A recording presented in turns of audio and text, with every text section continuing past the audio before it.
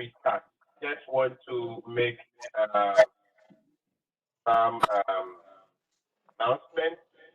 So I've taken quite a number of people out, right?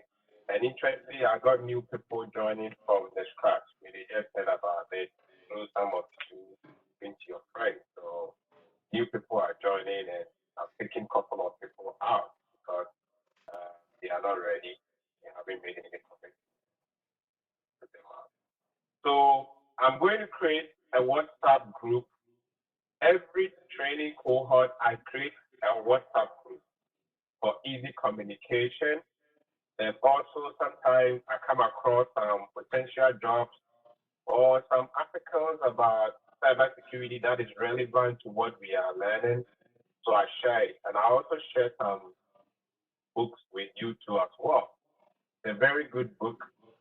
Somebody gave me the soft copy, one of the classes, she gave me the soft copy. And meaning that I read it, I mean, a lot. I mean, I recommend the hard copy. I recommend it for people to buy, but he was able to get me a soft copy to share with my students. It's very, very good. So I'll put it in a WhatsApp group. So latest by Friday, if you haven't received any invite to the WhatsApp group, please let me know. Right? Let me know, and I will invite you to the group. Going to get a lot of information, and the group will be solely for the class. The WhatsApp group, we don't post any motivational speech. We don't know. It's solely for the class. Something about what we are learning. That is totally that's what we do for all the classes that I do. Each cohort has its own WhatsApp group, and they receive a lot of very good information that is really helpful. So today we are continuing with the basic concept, right, or just some foundational information. The key thing is that these are terms that you're going to meet every day as a information security analyst or cybersecurity analyst. So it is good to get that foundation from the scratch, right? So that is why we're going through that. And coming Sunday, we are now going to zoom into information security risk management. After that risk management, then we'll take each model, compliance, start with how to do security assessment within the federal environment, how to do security assessment within the healthcare environment, how to do security assessment within the payment card industry for those who collect credit cards, do that of the vendor risk too. And that one is for every corporate organization. You can be a security analyst as a vendor security analyst. Then also the financial side. Also HITRAC, right? HITRAC is also an emerging area. And currently I have one of my students that is working at the headquarters of HITRAC. So we'll learn about that one too as well. And I'm trying to bring on another side, another compliance that is gaining a lot of attention nowadays, right? It's called CCMP, right? So I'm always updating my class, trying to get to the new information because I have some of my students being given assignments on that, and I'm helping them. It's not different from what we learned from the federal side, but I will teach you that one as well. So I'm trying to develop a model on that. So by the time of the class, you will be well prepared for any GRC, any job that has to do with governance, risk, and compliance. It will be good. Great. Good. So today may be one of the shortest class because there's not a lot. We are just finishing up with the basic concept. And we will start with network architecture. So just a quick disclaimer, I'm not a network person, right? But this is just a basic ones that you meet, right, in the job, be on the job as you work. So that's why I brought this in here. So I'll explain it to the best of my knowledge. I'm not a network person. We have people who are solely into networking. They know much about networking. Good. So this is type of network architecture. We do have peer-to-peer. Peer-to-peer, sometimes some of us, we've been doing that, right? We use like Bluetooth no, I think infrared, right?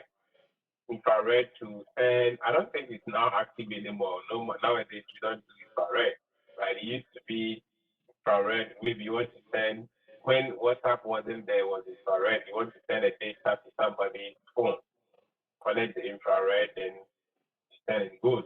Or you can even connect two computers, right? Two computers, and you can send data to that computer or you connect them for them to communicate. So that is a peer-to-peer. Then we have a client server. So in a working environment, when you hear, oh, this connection is peer-to-peer, all that they are telling you is that connecting to computers, right, so that they can communicate. Then some of them can be client server architecture, right?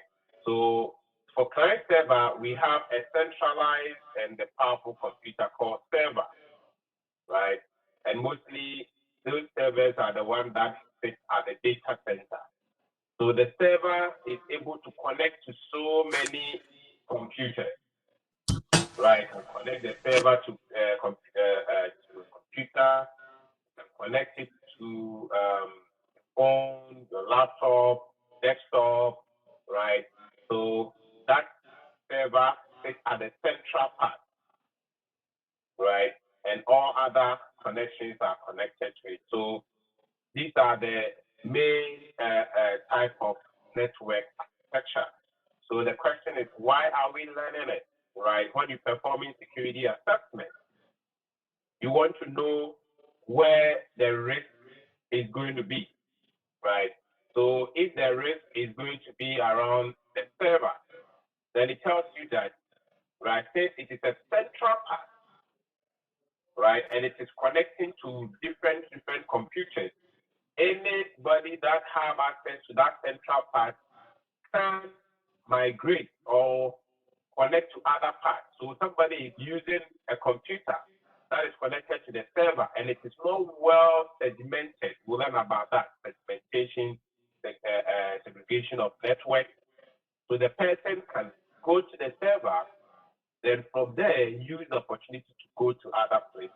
That is why what we are learning this. So at least when you hear the network is a client server, then it gives you that indication, oh, okay, there's a central part with other ones connected. So if it is not well partitioned, then there's a possibility that if an attacker comes into your environment, they can move from one end to another point. Good. So we have network topology. Network topology. So network is a collection of computers and other hardware components interconnected by communication channels that allow sharing of resource and information. So as the name sounds, if you can, when you join, try and mute yourself. And if you want to ask a question, you can raise your hand or unmute yourself and ask a question. Thank you. Good.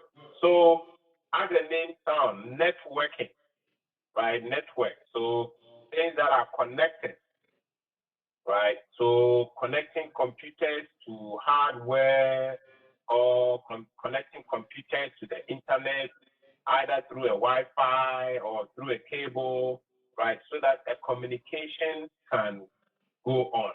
So that is what networking does. And mostly networking helps to sharing of resources and data. So we have four main, or it can be four main or five main types of network topography. You have the bus system, you have the star system, the ring system, then partially mesh or fully mesh. Each of them has its own advantage and disadvantage. So I have this pictorial pictures to explain into detail. So let's take the bus system, right? This is a common bus. You can see that this computer over here, right, is connected to this computer, before this computer, can communicate to the computer somewhere here, he has to come here, right?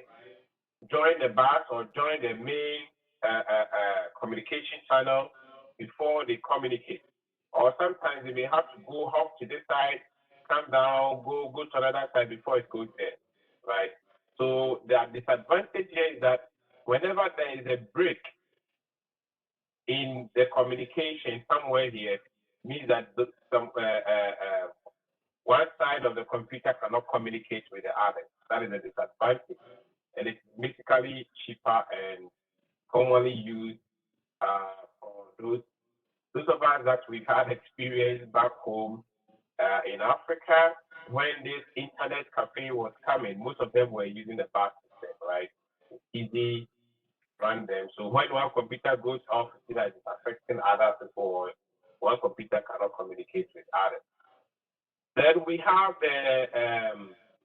the ring, right? The ring, they are all connected in a circular form, right?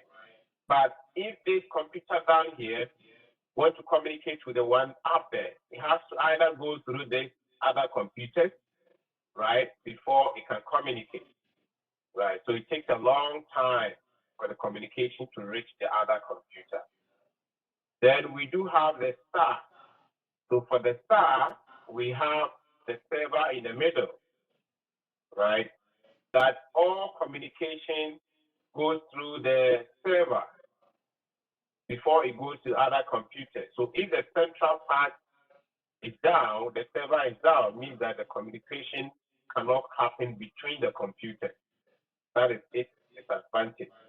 We have the partially merged, right? Partially merged, not all the computers are connected, right? Which is okay, right? It's not really expensive. It is expensive, but not really expensive. But if you want the best of it all, it is fully meshed one, right? You can see that each computer is communicating with each other. So if a computer is here and the computer wants to communicate with this, it doesn't need to go through this side. It can go straight to that computer. And this is the type that most of the corporate entities are using. So always their internet is very, very fast, right? There are no delays. So these are just to give you some basic information about network topology, right? So if you are working within a federal environment and it's, the company is using a fully meshed, then have that thing in mind that, okay, fully meshed means that all the computers are connected, they are communicating directly with each other, right? So that is the essence of it. So when you hear the term, it wouldn't be new to you.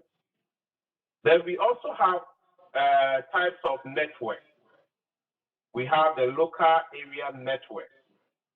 We popularly call it LAN. So you hear this term a lot. And these are the people that you'll be working with a lot, right? And those people we call them LAN administrators. When you hear somebody is a LAN administrator, it's not like a LAN, right? It's a LAN, local area network administrator. So this is used in our home. So those local area administrators, they manage the companies with the network, right? And the office network, the wiring, how it's connected to each other, connected to systems, connected to the server. The LAN administrators mostly work on that. Then we have WLAN, or wireless local area network. That is mostly what we have at home, right? Our homes, we have a wireless local area network. So your TV is connected to your wireless, your phone, your doorbell, they are all connected. It's a local area, but this is using the Wi-Fi. We also have campus area network. So campus area network, let's say you are a student of University of Houston, right? University of Houston has so many campuses, right? And you have the campus like computer. Then you move from one campus to another campus, right? When you get there, you don't need to reconnect your network because it is campus area network. When you get to different campus, automatically your wireless picks it up and it starts working, right? Means that all the campuses are connected. The buildings are connected within each area, or they are mostly within the same area. Like my university that I work, right? Anytime I go to any of our clinics and I open my PC, all that I need is just to log in my password and I'm connected to the network, right? And I don't even, because it's a campus area, I don't even need to go through VPN because it is within the same campus. And we have clinics all over Houston. Some of them are like, 25 miles away. But when I go there, I don't need to log in. That is a campus area network. Then we have the MAN, Metropolitan Area Network, right? Mostly used to connect cities, right? So let's say Houston is connecting to Austin, Houston is connecting to Chicago, connecting cities. Then we have the wide area network. That is the internet, www, right? Connecting countries and connecting everybody. So these are the various types of network, right? So when you hear, oh, we are using LAN, we are using WLAN, we are using CAN, we are using MAN, these are the terms that you hear often. So just have that in mind. So these are just the pictures just to show you the local area network. This is a typical office floor. You can see there's maybe like a server over here. There's a router over here. I think it's a router. There you can see a printer. They are all connected. Most of the time, local area network in the offices, you use a wire, right? The cables. I used to have some here. Yeah, I think in my back up there, right? So see, those of us who are kind of old school a little bit, until the Wi-Fi became common, right? Our houses, even when we are connecting our computers, we use some cables. If you remember, or our office, you need that the port. Even current computers, you don't even see the ports over here, right? Because of the Wi-Fi. Just connect that jack into your PC, then you put it in the socket on the wall, right? That's what most of the local area networks are. But now they are using the WAN and the Wi-Fi. So there is a metropolitan connecting cities, then the CAN connecting campuses, then the wide area network, that is the internet, popularly called the internet. Good. And also you'll be hearing a lot about IP. The IP address here, whenever you hear IP can stand for intellectual property, but within the context, when you hear IP address, they are talking about internet address, or the full name is Internet Protocol Address. So as you're sitting at your home right now, connected to the internet, your internet at your home has an address. That is why bad people or the hackers, when they break into people's computers, they are able to locate them where they are coming from, because every internet protocol has an address, or have an address, right? That is unique to the environment. So that is IP for you. So IP supports unique addressing for computers on a network. So IP packets contain source and destination information. So when you talk about IP packets, like most of the time communication, it goes in packets, right? So as it starts from, they have a source where it is starting from and a destination where it's going, right? But those people who are into networking will understand that. I'm not like I said, I'm not good at networking. I bought a huge book. I wanted to really understand networking, but I still find it challenging to understand because that is not my area. But at least having the basic concept is okay. Then we call something that is called switch. switch is a small hardware device that joins multiple computers together within one local area network, right? So when you have a switch, so switch mostly does a forward message based on MAC address, right? And we'll talk about OSI layer later on, level 2, and we'll talk about OSI later. So the role of the switch is that when a message comes, the switch is able to detect that this message belongs to this specific computer, right? Every computer has an address called MAC address, right? So when your email lands on the network, your Wi-Fi, right? Now I'm even told that Wi-Fi, now we don't have switch separate. They build a switch in between in the routers or in the Wi-Fi box. So when it lands in the box, it's able to know that, oh, okay, this particular message belongs to this computer, right? That is the work of the switch. And the routers, they are small physical devices that join multiple networks together, right? So they join the local area network, they forward message based on IP, right? So remember, the switch forward message based on the MAC address, but a router forward message based on IP. That is why we have the internet routers in our house, right? Excuse me. Mr. Alex, what's the meaning of MAC? MAC address? MAC. Yeah. I think it's a machine. Let me search for it. Okay. We can just Google it fast. Like I said, I'm not. It's called media access control number, something like that. Media access control. Kingsley is a network man. Okay. MAC address. I'm just Googling it, right? We'll learn about Google being our friend, right? Yeah.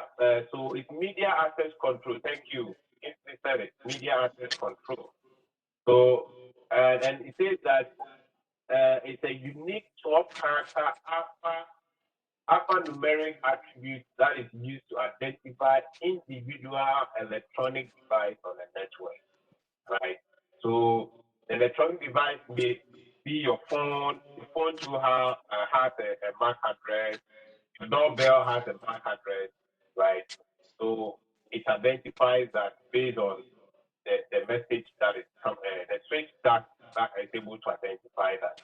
But for the router, right, it identifies which IP it should send to, right? So if I send a message that I'm targeting Charles in his house, right, the message is the router is able to know the type of IP it should go. Remember, IP have what source and destination, right?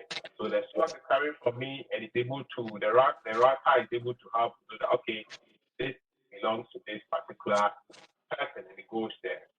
So you hear of this a couple of times. Now, intrusion detection system. Intrusion detection system. This is more security now. So it can be a software or a hardware used within computers. That is, if it is a software that is it is installed on the computer, it becomes a host-based, or or a network that is it is installed on the network becomes a network IPS to identify possible security breaches. That is what intrusion detection system does. So all that it does is that mostly when they develop the network, right? Every network has, a well-developed network. I say every, but let me just qualify that, right? A network in a corporate environment, they try to have an external firewall, right? We will learn about firewall today. So the firewall determines what type of traffic should come to our environment and what type of traffic should go out of our environment. So they place the IDS behind the firewall such that anytime somebody is able to bypass the firewall and it comes to your network, there's a place called DMZ. Before they get to the DMZ, you get an alert that there is a bad person coming to your network, right? And you hear a lot about IDS.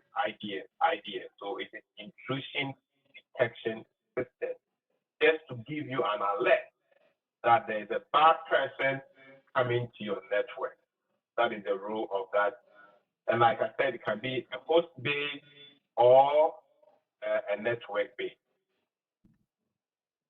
Good. And it can also be a software that is installed, or it can be a hardware itself, which is also which is on the network. Then we have intrusion prevention system. Let me correct myself here. Most of the time, the detection is mostly in the inner side of the network. I'll demonstrate that when we get to the firewall. So let me explain it as it is. So the intrusion prevention prevent the hacker, right? So let's say mostly, like I said, the other one sits in the inner perimeter firewall, but the prevention sits just after the outer perimeter firewall. I'll demonstrate that right now. So you see the picture of it. So if somebody is able to bypass the firewall, the intrusion prevention system will block them, will block the people, block them. Anytime the hacker is trying to come to your environment, it will block them. So that it doesn't give them the chance to come to your network, right? This can also be a network-based or host-based. So that is IPS. And you will hear terms like defense in depth. Defense in depth.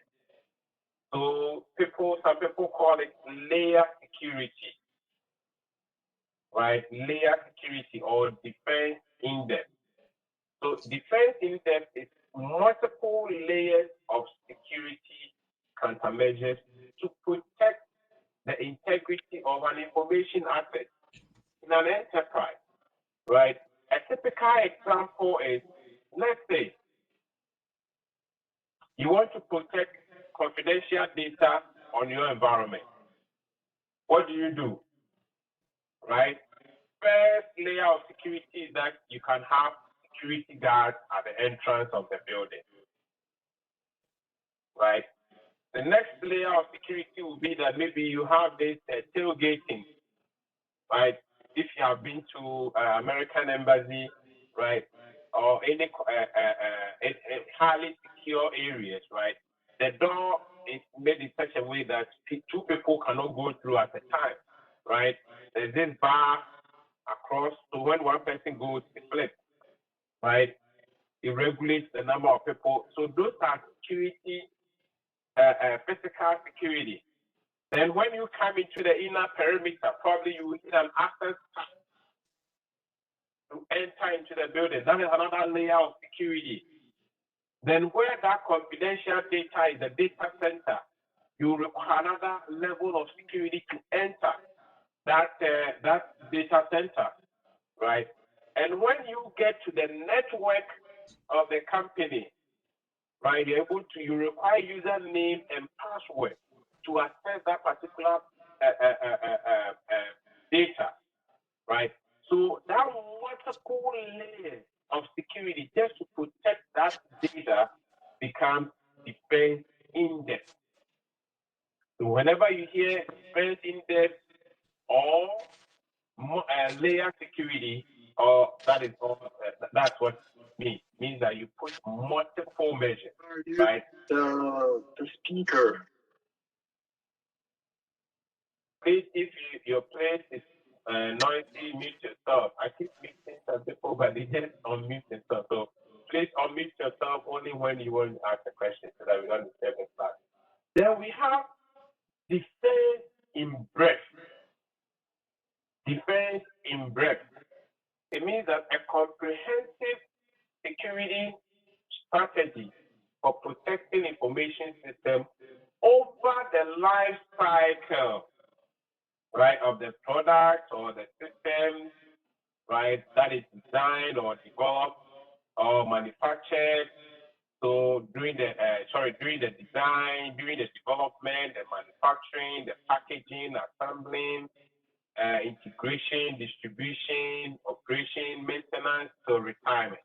So let's say this is a phone, right? It's a system. So if you are applying defense in breadth, you don't wait till the phone is fully developed before you say, oh, I think we should add password to it. I think it should require some facial recognition before you can enter the phone. No, defense in breadth is saying that at every stage of the development of the application, or at every stage of the development of a system, consider security. So during the design of a system, think about security. During the development of the system, think about security. When you are manufacturing, think about security. When you are packaging it, think about security. When that system has to integrate with another system, think about security. So every stage of the development of a system, think about security. Until the system is what? Decommissioned or retired. You don't need the system anymore. So whenever you hear defense in breadth, that is all that it means. So every system has what you call system development life cycle. So defense in breadth at the development stages of that system, consider security. So these are very, very important terms that you meet them every day, especially even if you work within the federal environment. They will be mentioning it all the time. Good. Or they will ask you, have you considered, did you go through defense in depth or defense in breadth? So keep on repeating that. So we have what you call anti-spam. Anti-spam filter. So a spam filter is a program that is used to detect unsolicited and unwanted emails and prevent those messages from getting into your inbox.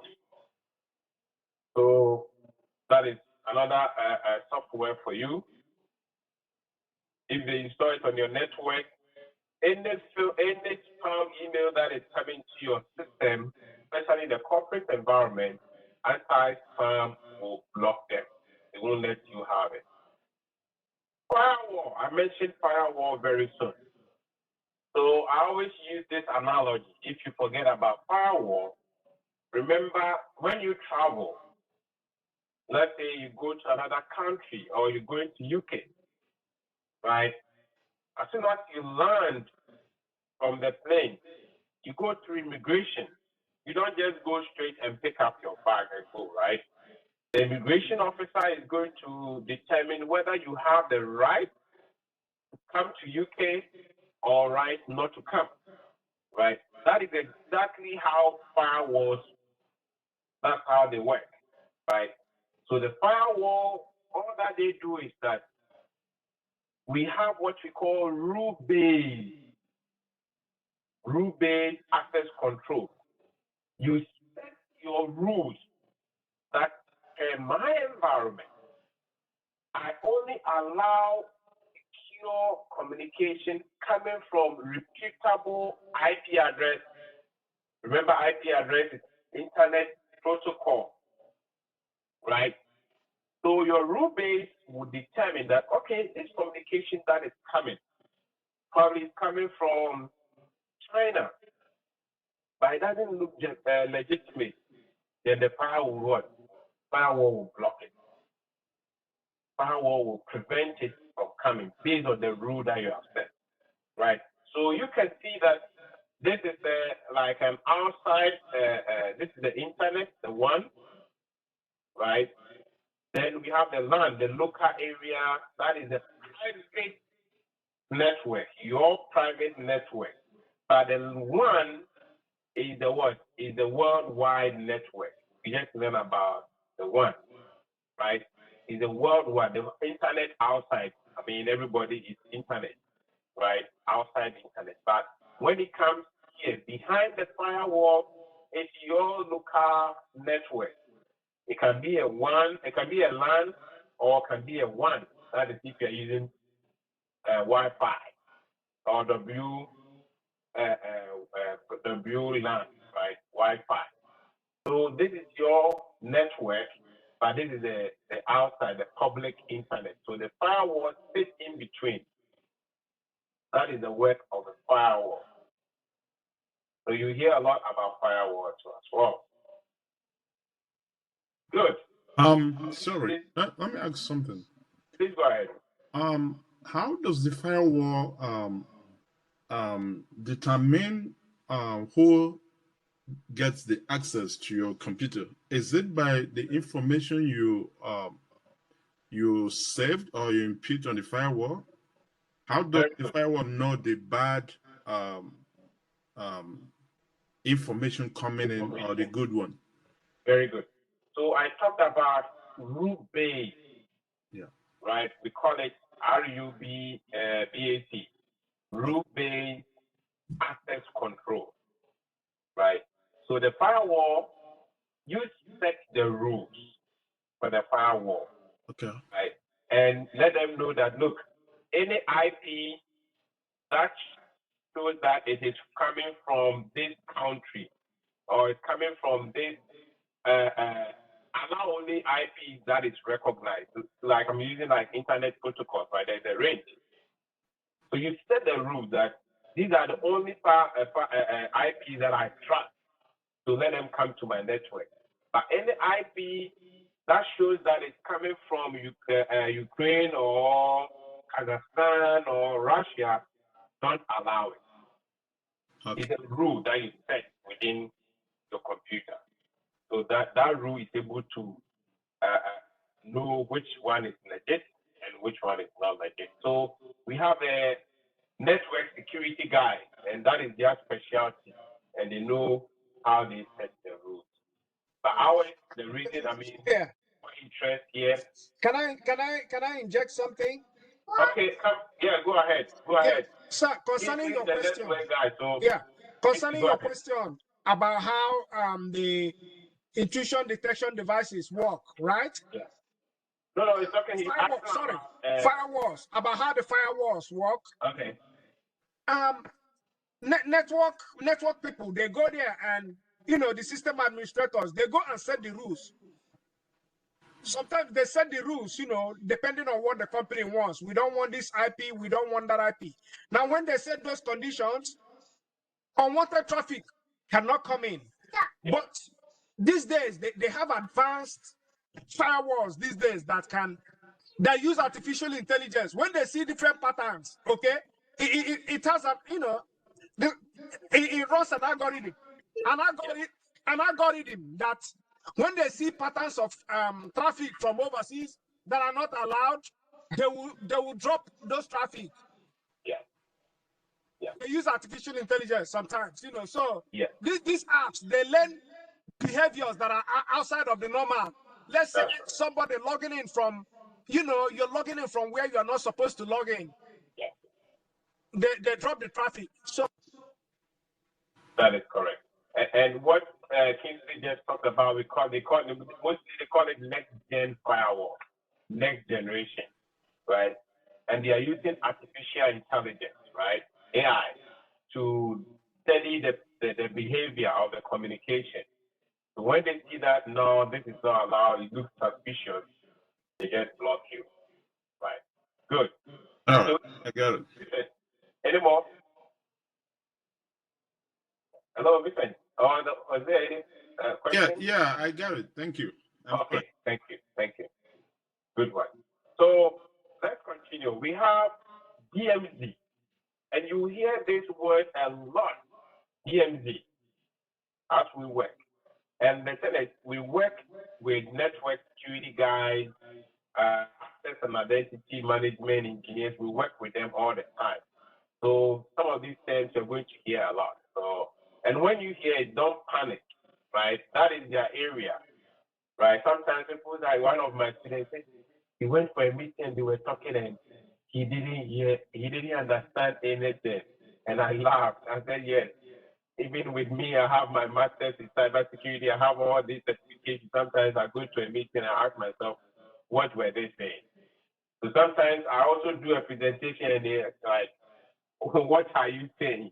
Nobody knows everything, right? They understand their English. We also understand our English, but there are some basic terms like DMZ. You should be familiar with it. So DMZ is demilitarized zone, right? Demilitarized zone. So it's a computer or small subnet that sits between a trusted internal network, that is a local area network, such as a corporate LAN here, and untrusted external network, such as a public internet. And it is made up of proxy server, web server, email server, DNS server, authentication server. So this area is a DMZ.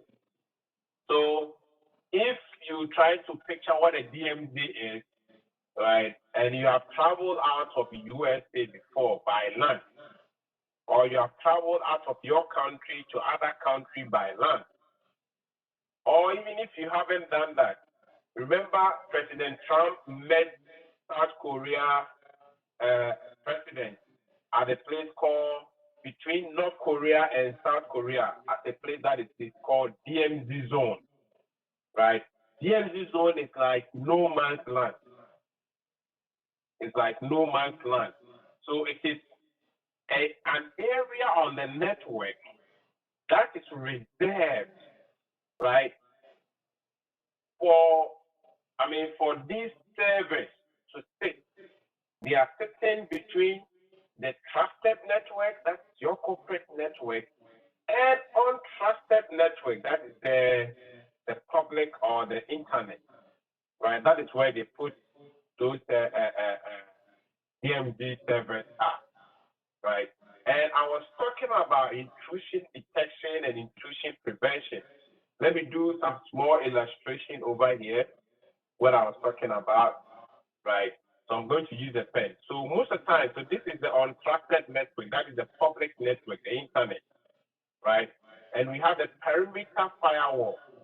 So most of the time when they are configuring the network, they put the IPS here. The IPS will sit here on the network. So we have here. So IPS will sit at this side. So in this case, if we're talking about this is a firewall. If there is a communication that is able to bypass your rule, it will hit the IPS here and give you an alert that somebody has been able to bypass your firewall. So that is IPS. Then they put another one here, that is IDS, right? So IDS, the rule, and it sits between the corporate, the trusted network, and the inner perimeter or the inner firewall. So that if the hacker is able to bypass all these controls, right, and comes here, IDS will give you right. So let me ask you a question. Just think about it and give me an answer. I'll talk about it today, right? If a company has a firewall, then it has IPS, and it has again another firewall and another IDS. What type of security is the company practicing? I talked about it today. That's already tried. Security in depth. You said, say it well. Security in depth or layer security. Layer security, right? Layer security, defense in depth. Layer security, you can see that they put layers of security. The key thing is that you are assuming that one can fail, right? So if one fails, the other should be able to what? Prevent an intruder to come into your network. So anyway, so that is how IPS and IDS work. Good. Let's continue.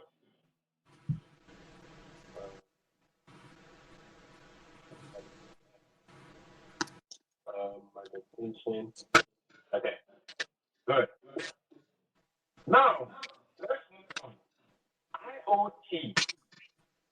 IoT. And it is becoming a household word. IoT. Internet of Things. So this, I actually added this not long ago, this term, because it's happening. So when we talk about Internet of Things, it's a system of interrelated computer devices and mechanical and digital machines, objects, animals, or people that are provided with unique identifiers, right? That is UID, and the ability to transfer data from over a network without requiring human to human or human to machine interaction. A example is your doorbell, right? When you put your doorbell camera, the Ring doorbell at the entrance of your door, and somebody passes, automatically that what? It takes the signal and communicates to you that somebody is passing at the front door, right? Or somebody comes to your entrance, it takes it and communicates with you. You don't need to go and activate before it gives you that alert. So that is an IoT. And it has become another source of security threat, right? Because when noticed IoTs were fetching a lot of money, people started developing all sorts of IoT. IoT, a friend of mine, his house is fully automated, right? He used to work in New York, and the wife and the family is in Houston. He could be at New York and regulate his sprinkler. Then you turn on his camera on his phone, you turn it on, and you see whether the sprinklers are working, right? He could use his phone to lock his house and open the house. Those are IoT. But the biggest security problem is that those who develop them, some of them are not up to speed with updating the system. Some of them, they develop a system and that's it. All that they know is that they are using it to collect, they are selling it and people are buying it. So it has a huge security implication as well. So when you come to my house, right, and you want to connect to my network, now I'll connect you to my guest network. I have segmented my network, right, where I connect my computer, things that are via my phone, things that we do serious business with, they are my main network. But the ones that my TV, my doorbell, and those things, I put them on a guest network, right? Because TV is an IoT, doorbell is an IoT, right? I put them on, so you need to segment them. So if somebody breaks into my network, the person will confine themselves, they'll be restricted to only the guest network. So IoTs are also emerging security threats. So it's good for us to be aware of it. So a thing in the Internet of Things can be a person with a heart monitor implant. So some of us are going to work within the healthcare environment, and you're a security person, analyst, right? And your doctors are using implant monitors. It's an IoT. So how do you ensure that these IoTs are secure, right? So that no hacker will break into the implant and start regulating people's heart. No, those implants are in the heart. They place it in the heart and regulate your That's cool. So if a hacker breaks into that, they're able to manipulate that. So as a security analyst, the best thing is for companies to have an IoT network where you place all these IoTs there. Some farm animals, they put this biochip on them. Car, right? Sometimes you're driving your car, you see a sign, a caution sign on it, right? Those are all IoT just to give you an information.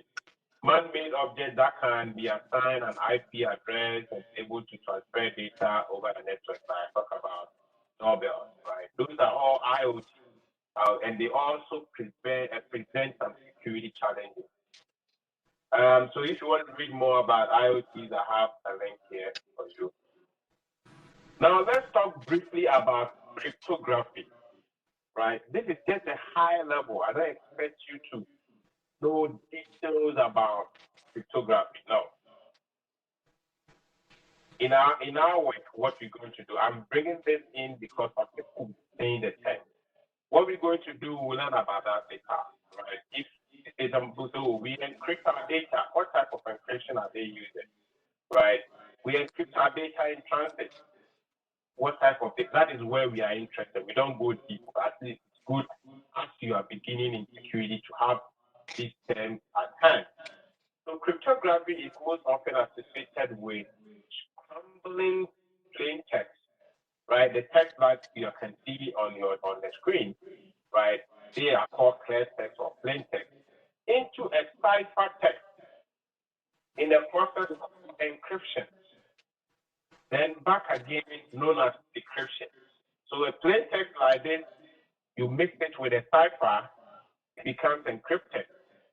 Then you apply, you can turn it back again, take the cipher or apply the key, then it becomes plain text again. That is what we call encryption. So there are three types of algorithms that we use to encrypt data. One can be hashing, it can be symmetric, then it can also be asymmetric, right? So when you hear hashing mostly what they use hash for is that people develop software. Let's say I've developed WhatsApp. Okay, I hash the WhatsApp software with keys. So if somebody buys my application and the person wants to see that this application is authentic, you go to my website and they should be able to see the hash key. Then when they run it, they should be able to get the same key on that application. But when you run it and you get a different key, it tells you that somebody has broken the integrity of the application, or somebody has inserted some code into that application. That's what we call hashing.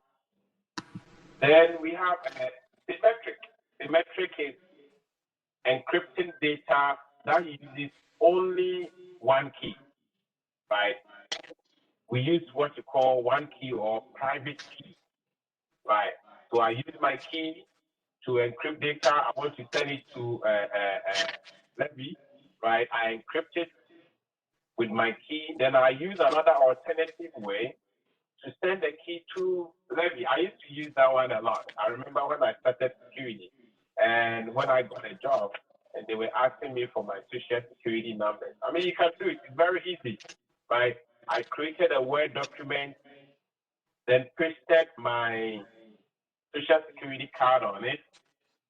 Then when you go to, when you are saving it for settings, you can put password on it, right?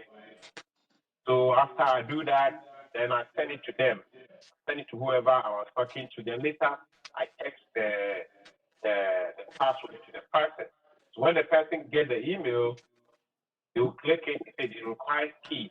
Then the key, they look at it on their phone, they enter the password, and they get access to the document. That is symmetric, one key, private key.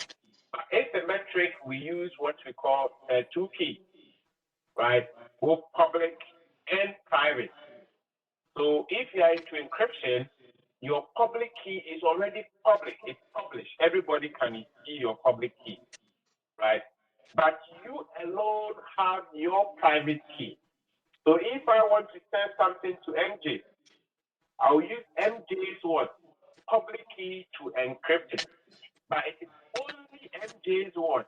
Key, private key that she can use to encrypt it and see what I was trying to communicate to her, to MJ, sorry. So these are all, and there are so many types, right? So for the symmetric, we have the AES, and that is the golden standard, right? AES, we have 128-bit and 256-bit. So 256-bit is the most important, the most secured one. We learn about NIST standard. NIST recommends 256-bit. DES, IDS, two-phase, what have you. You don't need to keep this things, right? You don't need to keep them unless you are studying for certification. That we'll learn it. The asymmetric, we have the RSA, Elgamal, elliptic curve, Delphi Herman. These are all types. So modern cryptography concerns itself with the following four objectives. So when it comes to why are we doing cryptography, one is about confidentiality, right? We want to keep information confidential. If it is encrypted, all that you see is chat. Along the way, I'll show you. I have a software that I use to run my network, see whether people are listening to my network, but this communication that we are doing, right? Because it's encrypted. When people see, they don't see any meaningful thing. All that they see is like numeric numbers and mixed up ciphers. You don't see anything, right? It also helps keep the integrity. I talked about the hashing. So that if somebody tries to imitate your software and people run the hash, they'll be able to know that no, this is an imitation. This is not authentic one. Also for non-repudiation, right? So if you digitally sign with your ID, you cannot say that, oh, I didn't do that. I have no idea about it. That is because you use a digital signature, or you digitally sign with a system with an encryption ID, you cannot reproduce.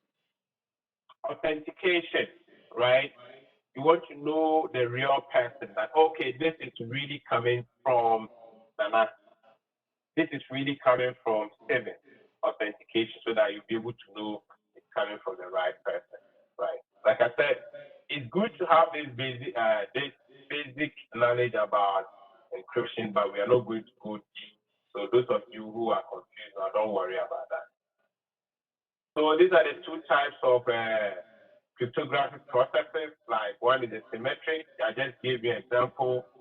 Alex wants to send message to Bob, right? Alex is using the symmetric, just like I said. I encrypt it with words, then I use another medium to send a key. So Alex say hello world. It's a plain text. So Alex will use the private key or the secret key to encrypt the data, and it becomes cipher text like this. When you see $7, the big dollar, GFRCO, it doesn't make sense, right? So if you're a hacker, you even see it doesn't make sense to you. So Alex send this to Bob. Bob receives it. Then Alex looks for another medium to send the key to Bob. Then Bob will get the key, then open to decrypt that message, and you will see, oh, Alex was trying to tell me that hello world, right? That is one key, symmetric. But the asymmetric key, right? Bob wants to reply Alex, and he said, okay, I'll use a symmetric key. Or Bob is sending message to Alex, right? He said, are you going to use asymmetric, right? Bob is going to use Alex's public key that is published online, right, to encrypt that data. But Alex has her own private key. So when Bob uses Alex's public key, he encrypts the data. It becomes something like this. Alice receive it, and Alice will use her private key to decrypt it. So that is how encryption works. So I remember when I was starting security, this was really confusing to me, but as I studied, it became clearer to me. So if you're not getting it, don't be hard on yourself, okay? I'll explain why we need this encryption. But the key thing is that when we get there, when we are doing a model and we are testing security controls, we want to see data that is being sent from one end to another end through the public network. Is it encrypted? If it is encrypted, what type of encryption are they using? Well, then about TLS 1.2, 1.3, that is the golden standard. If the data is at rest, it's sitting at the data center, nobody is touching it. But because we know hackers are trying to come into our environment, we don't want it to be a plain text so that they come and steal it away. So we encrypt it with AES 256-bit. So that is what we look for. So, okay, I encrypt data at rest. What type of encryption key do you use? AES 256-bit. Perfect. That's what I am looking for. So we are not going to go through that technicality, right? Good. So I have what here OSI model. I'm going to run through quick because I'm not a network guy, and I mean I just want you to have a fair idea about the OSI model. So this is a network communication or like a network diagram. How network, the composition of a network, right? It starts with, somebody put it in a simpler form. They call it, please do not throw sausage pizza away. It starts from the bottom, right? The bottom is the physical. I will tell you the reason why we need to be familiar. We just need to be familiar with it. All because we know we are interested in the security side. So it starts with what we call a physical layer, right? Then it moves to a data link, the network, transport, session, presentation, and application, right? So that's why I say, please do not throw sausage pizza away. But as security analysts, why are we interested in knowing this OSI model, right? OSI model is telling you the physical side mostly talks about where the media is, the cable, the repeaters, those physical things that you can see, right? So security person, what is your interest? Your interest is that you want to make sure that the closest where these physical machines or things are there are secure. So nobody can break in and pull some wire. But the moment you start pulling some wires, it's going to affect your network. So physical security also comes into mind over here. Data link, that is where the switch is, right? So you look at, so here we have the internet, that is the VLAN, the virtual LAN area, the Wi-Fi. So also here we think about the same security, people not having access to your network. Then we have the network side. We have the IP. The IP is what? What is IP? Internet protocol. Internet protocol, right? That is where your internet protocols are. We want to make sure that communication that goes through here, through the IP, it goes through the firewall. You can see the firewall here. There's a router here. The router, right? It gives it sends message to the what? The right IP, right? The switches are sending the messages to the right computer, right? And it is secure. That's where our interest is. Then transport, we have the TCP, UDP. That is where mostly data is transferred from one end to another. We have the session area. Then we have the presentation.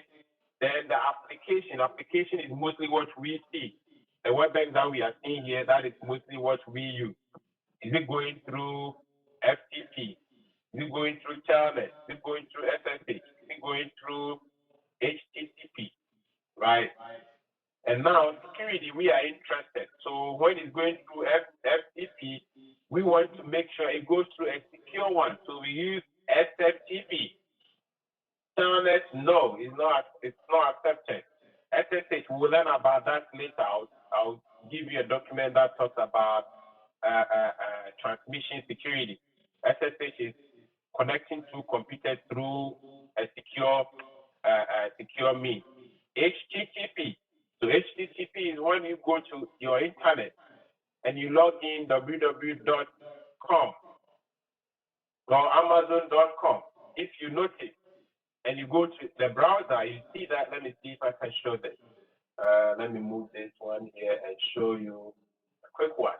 What HTTP is. Let me share with you. Content.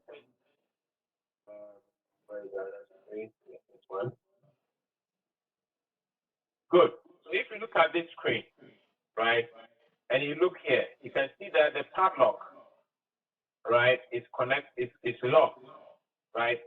So here is the HTTP. If the padlock is not locked and it is open, right, that is just normal HTTP. But because they have applied security to it, now the padlock is what? It's closed. So you see that the connection is secure. But if I can't think of any network that is not secure. Some time ago, I used to use the Ghana government, the system of the president's network. It wasn't secure. So I met the president of Ghana.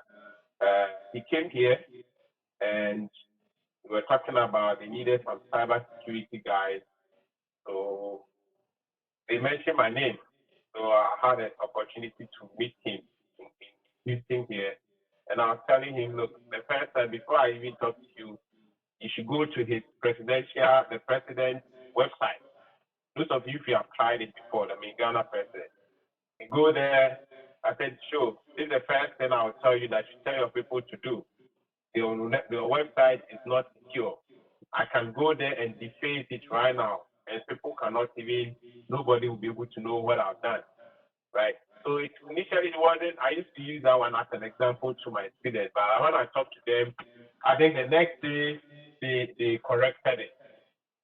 I think they talked to the people back home, they applied the TLS. So you see that is, so the one that is not secure is just using HTTP. But if it's secure, it becomes HTTPS, right?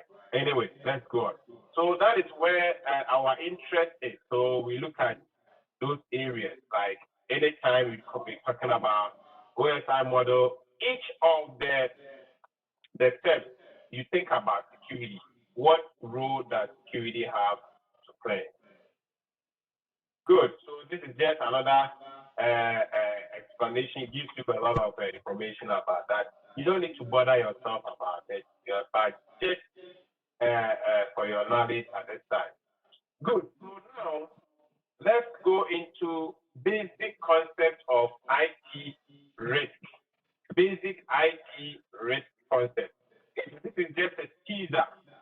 It's just a teaser. I have an unwanted person here. Let me take him out. Yes, I've been invited in here. Good. So this is just a teaser for what is coming this Saturday, right?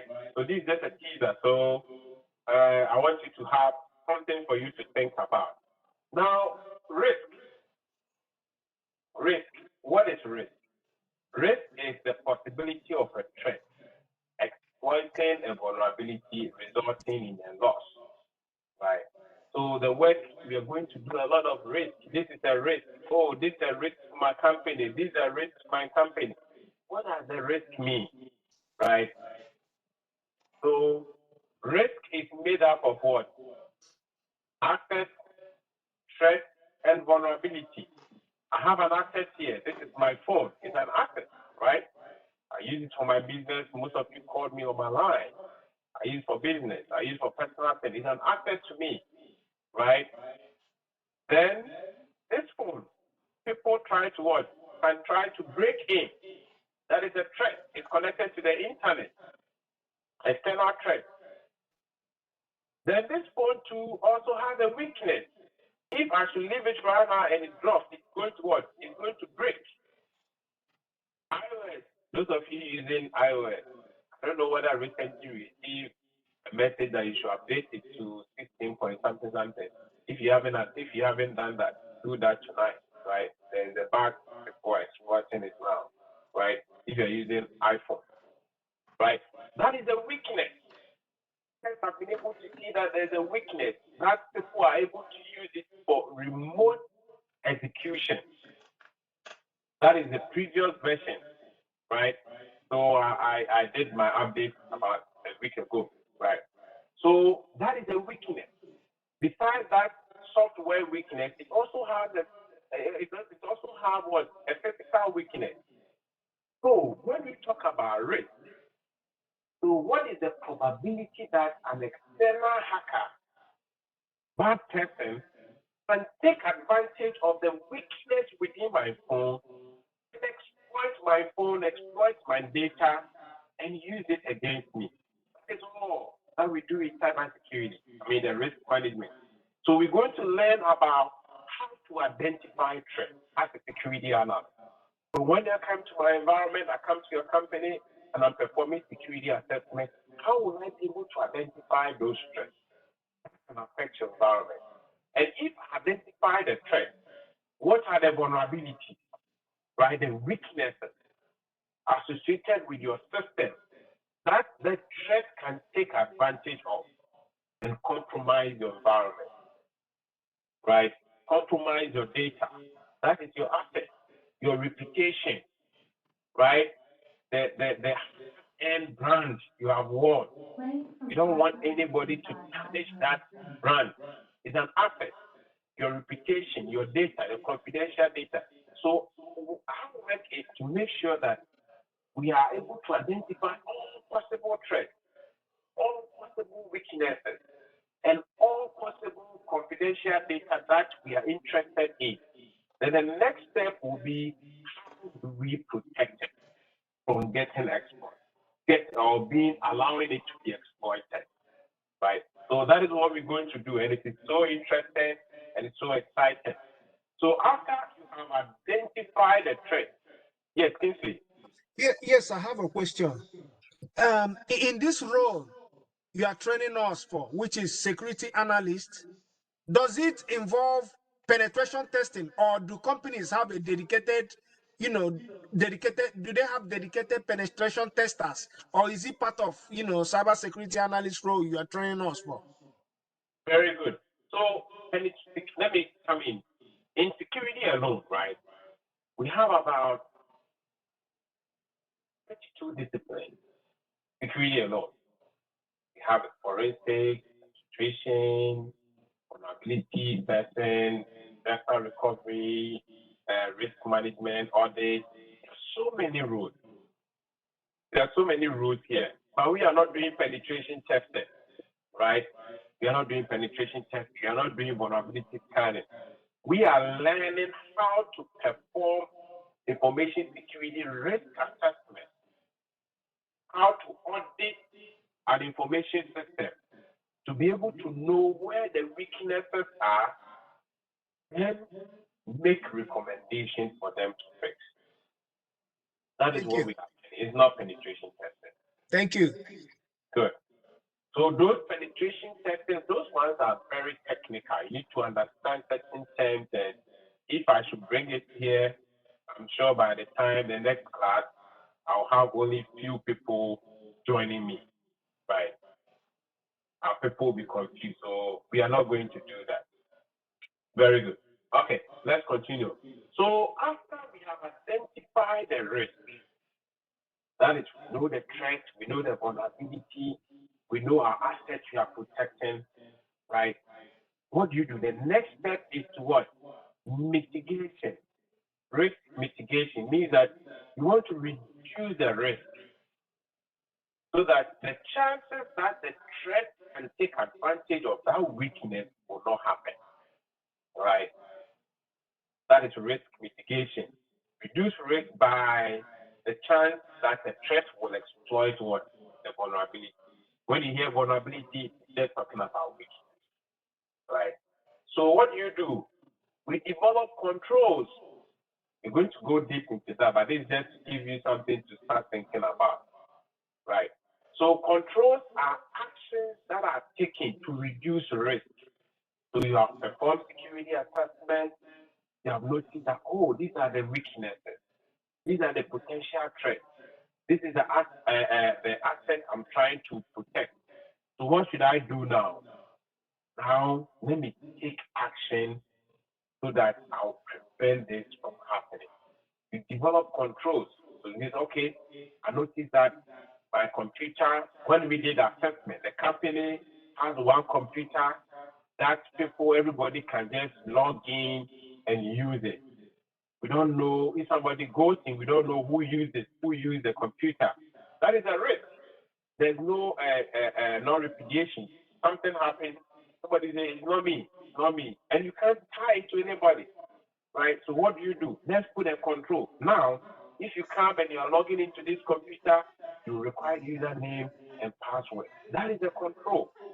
You have reduced the risk of people exploiting non-repudiation.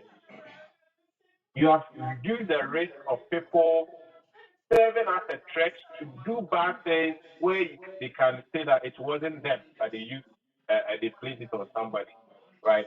So that is control. So we'll learn about that, and it's a huge thing. I have a slide that I call it understanding controls. If you understand the controls are many, we'll learn about them, right? We have a control family. We have a family itself. It's 20 of them. Access control, awareness and training, audit, configuration management, access and identity, PII, system, configuration, a lot of them, 20 of them. But if you say it like this, you forget, you will be confused. But when you actually learn it bit by bit, that becomes very clear to you.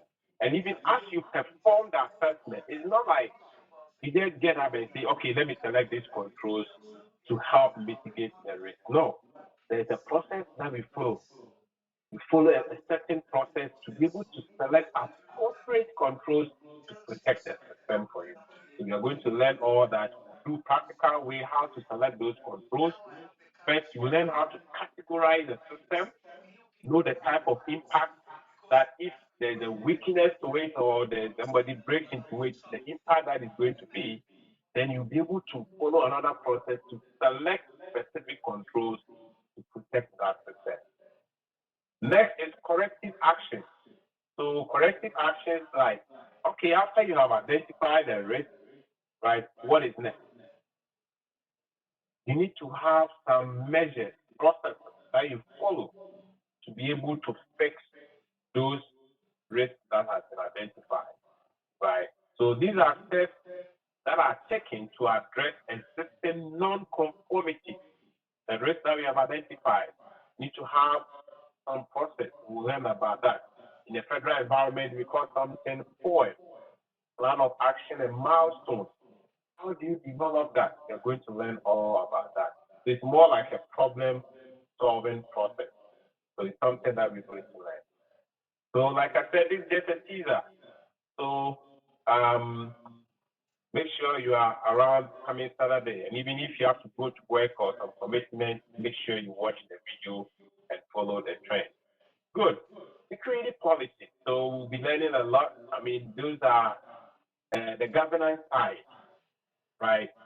Security policy, very, very important. So we have a policy statement, an information security policy statement expresses management commitment to the implementation, maintenance, and improvement of its information security management system. Every company that is serious as having security, implementing security, they need to have a security policy. Some few months ago, I tried to pick up another job, and this company that I was working for, they had nothing. I had to develop security policies from scratch for them, right?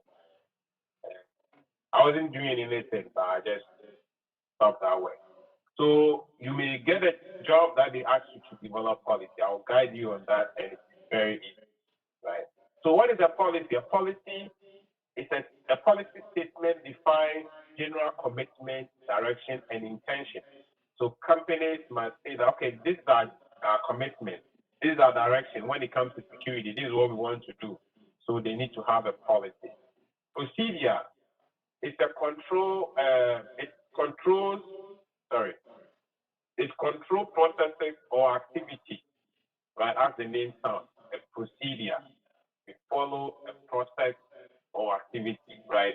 A detailed procedure defines the work that should be done, explains how it should be done, and who should do it, and under what circumstances, right? So you hear a lot about policies and procedures. Standard is a set of rules that control how people develop and manage materials, products, services, technology, tasks, processes, and systems. So most of the time, you're performing a security assessment. We are saying that policy statement shows about management commitment, right? So if you are performing security assessment and it's, we make sure that everybody that have access to our system has username and password. You are not there to see whether they are doing that, right? But their policy should be able to give you that information that when you take any access to a system, they need to go through, they must follow a policy. So whoever goes, contrary to a policy means that they are not doing their work well or they are breaching the policy and it has its own consequences. So most of assessment that we do, we ask for a policy document to support what they are saying, right? We ask for their procedure document to support that they are really doing this, what they follow, A, B, C, D to do it. Standard operative SOP, right? What is a standard, right? What rule controls how people should use this product? So these are all evidence documents that we mostly collect as we perform security assessment. So this is just a high level about the basics, about most of the terms we are going to meet. We are now going to an interesting part. Right, coming Saturday, we're going to start with information security risk management. By the end of Saturday's class, anytime you see a job description, so we are looking for information security analysts who will perform security risk assessment, and you see the job description, should be able to give you the concept about what they are looking for and the type of work or the role you're going to play over there. And that is going to set as a foundation, going to build on these terms that we've learned, and it will serve as a foundation. Now we take the models, those compliance framework itself. Now that we understand information security risk management, we have these terms. Now let's take the federal environment. How do you perform information security risk management? And we go through that. It has to be a theory and practical. For all the models, theory, practical, assignment, theory, practical, assignment. That's what I'll be doing. So that by the end of the class, when you take a job description and you are looking at it, you should be able to have confidence that this is what I'll be doing, this is what I'll do, or this is how you even have to present yourself to the people interview you that this is what I do, because you have practiced it in class and you have also practiced it on your own, right? And I'll teach you with all those tricks about how to present yourself. So, like I said, this night should be one of the shortest nights, and I noticed I was explaining a lot, so it has dragged a little bit, but that is all good.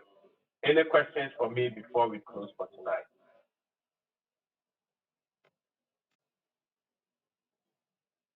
Any questions? Yes.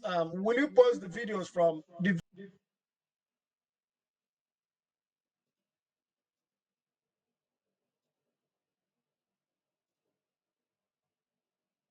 And sometimes we cover a lot.